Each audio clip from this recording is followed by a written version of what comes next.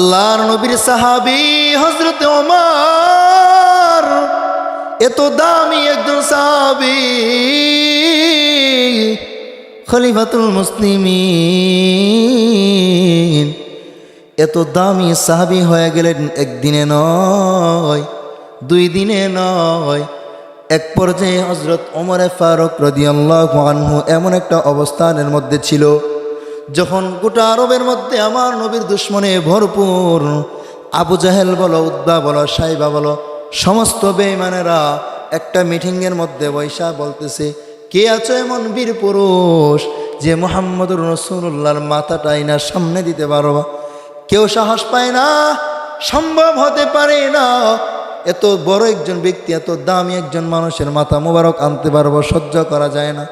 হযরত ওমর বলে, আমি পারবো, যত টাকা যত কিছু পুরস্কার দিতে চাও আমাকে দিয়ে দাও, আমি আনতে পারবো।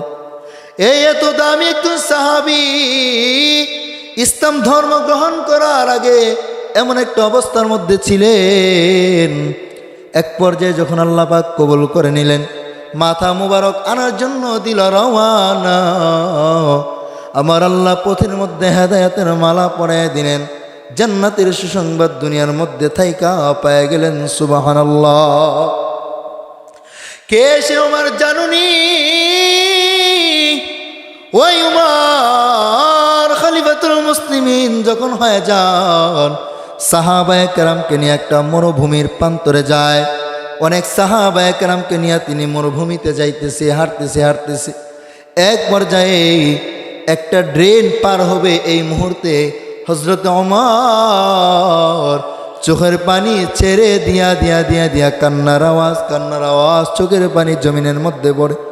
সাহাবায়ে কেরাম বলে, ওগো আল্লাহর নবীর সাহাবী খলিফাতুল মুসলিমিন, আপনার চোখে তো সারা রাস্তা পানি দেখা যায় না, এত বড় মরুভূমি আপনি পার হয়ে আসলেন, কোনো কান্না করলেন না, এখন কি উপায়?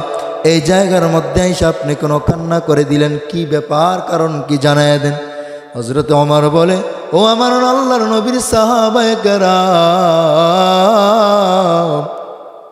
আমি যখন এখানে আগমন করেছি আমার পুরাতন একটা ঘটনা মনে পড়ে যায়।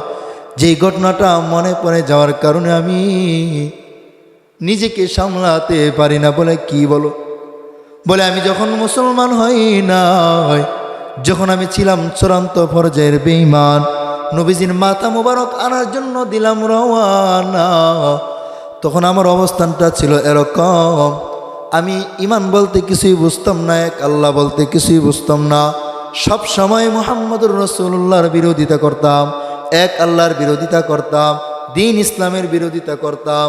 তখন আমার অবস্থানটা এমন, আমার বাবা অনেকগুলা গরু পালতো, উট পালতো, ভেড়া পালতো, মাঝে মাঝে নাই সব সময় আমি উমরকে উট দিয়া, ভেড়া দিয়া, গরু দিয়া এই মাঠের মধ্যে পাঠিয়ে দিত। বলতো, যাও এই গরুগুলা জমিনের মধ্যে তুমি রাইখা তুমি সারাদিন রাখালগিরি করো। ও সাহাবায়ে কেরাম, আমি তো সারাদিন চলে যাইতো, মাঝে মাঝে দেখতাম 1-2টা ছাগল হারায় গেছি, 1-2টা ভেড়া হারায় গেছি, আবার কখনো দেখতাম 1-2টা গরু হারায় গেছি। মাগরিবের আগে আমার বাবা এই মাঠের মধ্যে আগমন করতেন, তখন যখন দেখতেন উট পাওয়া যায় না, ছাগল পাওয়া যায় না, আমাকে ধমক দিয়ে বললেন, রে বেকুফ, ও ওমর, তুমি এত বড় গাধা, কয়েকটা উট তুমি রাখতে পারো না, কয়েকটা ছাগল তুমি রাখতে পারো না, কয়েকটা গরু তুমি রাখতে পারো না, কয়েকটা ভেড়া তুমি রাখতে পারো না, 1-2টা করে প্রতিনিয়ত হারায় যায়, তুমি ছাগলগুলার রাখালি করতে পারো না, তুমি নিজের জীবনটা কেমনভাবে চালাইবা, তোমার পরিবারের জীবনটা কেমনভাবে চালাইবা? ও আল্লাহর নবীর সাহাবায়ে কেরাম এই কথা যখন বলে আমারে শরম দিত। এক পর্যায়ে আমার আল্লাহ আমারে কবুল করেছে, আমি আল্লাহর দয়ায় নবীর মাথা মুবারক আনার জন্য গিয়া যখন হেদায়েতের মালা পরে মুসলমান হয়ে যায়, যখন আমি কোরআনের ছোঁয়া পাওয়া শিক্ষা নিলাম, যখন আমি আল্লাহর কোরআনটা তিলাওয়াত শুনলাম, আল্লাহর কোরআনের সংস্পর্শ আমার শরীরে ঢুকে যায়, আল্লাহর নবীর ভালোবাসাটা আমার অন্তরে ঢুকে গেল, আল্লাহর নবীর আদর্শের পাগল হয়ে যায়। তখন আমার আল্লাহ কবুল করলেন, আমি মুসলমান হয়ে যাই। যেই উমর কয়েকটা ছাগল পালতে পারে না, গরু পালতে পারে না, ভেড়া পালতে পারে না, উট পালতে পারে না, বাবা বলে, এই উমর তুই কেমন করে জীবন কাটাবে, কেমন করে জীবন কাটাবি? আজকে দিন ইসলাম গ্রহণ করার কারণে, কোরআনটাকে মানার কারণে, আল্লাহর পয়গম্বর হাবিবে কিবরিয়া সাল্লাল্লাহু আলাইহি ওয়াসাল্লামকে মানার কারণে আমার আল্লাহ আমারে মুসলমান বানায় দিলেন। শুধু মুসলমান বানায় আকাঙ্ক্ষা করে না, আমারে জান্নাতের সুসংবাদ প্রাপ্ত সাহাবীদের মধ্যে দ্বিতীয় নাম্বার খাতারে রাখলেন। শুধু দ্বিতীয় নাম্বার খাতারে রাখা শেষ করে না, আমার আল্লাহ অর্ধ জাহানের খলিফা হযরত উমর বানাইয়া দিলেন। এই জন্য আমি আজকে এই মাঠে এসে কান্না করে দিলাম।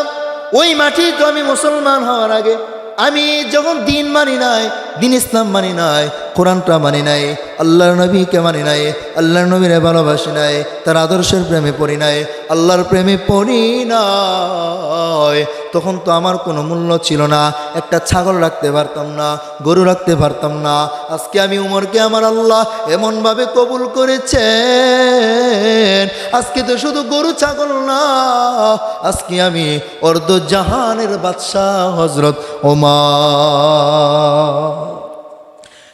এই জন্য মুসলমান, আমার নবী তো জানায় দিলেন, قال النبي صلى الله عليه وسلم تركت فيكم أمرين لن تضلوا ما تمسكتم بهما كتاب الله وسنة رسوله। আমার নবী বলে, সাহাবীরা রে, ও আমার আনেওয়ালা উম্মতেরা শুনে নাও, আমি তোমাদের মধ্যে দুইটা জিনিস রেখে গেলাম। তারাকতু ফীকুম আমরাইন, দুইটা জিনিস তোমাদের মধ্যে রেখে গেলাম। লান তাযিল্লু মা তামাসসাকতুম বিহিমা, যতদিন পর্যন্ত ওই দুইটা জিনিস তোমরা ভালোভাবে মানবা, ভালোভাবে শুনবা, ভালোভাবে তোমরা আঁকড়ায় ধরবা, আমল করতে পারবা, যতক্ষণ পর্যন্ত কোরআনটাকে মানতে পারবা, আল্লাহর নবীর আদর্শকে মানতে পারবা। লান তাযিল্লু মা তামাসসাকতুম বিহিমা কিতাবাল্লাহি ওয়া সুন্নাত রাসূলি।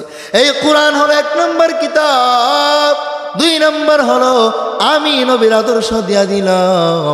এই দুইটা জিনিস যতদিন মানতে পারবা, ততদিন পর্যন্ত দুনিয়া এবং আখিরাতে তোমরা বিপদগামী হবা না। দিন যাবে, রাত হবে, তোমাদের সম্মান, তোমাদের ইজ্জত এই কোরআনের বরকতে, আমি নবীর বরকতে আল্লাহ পাক বাড়ায় দিবেন। সুবহানাল্লাহ।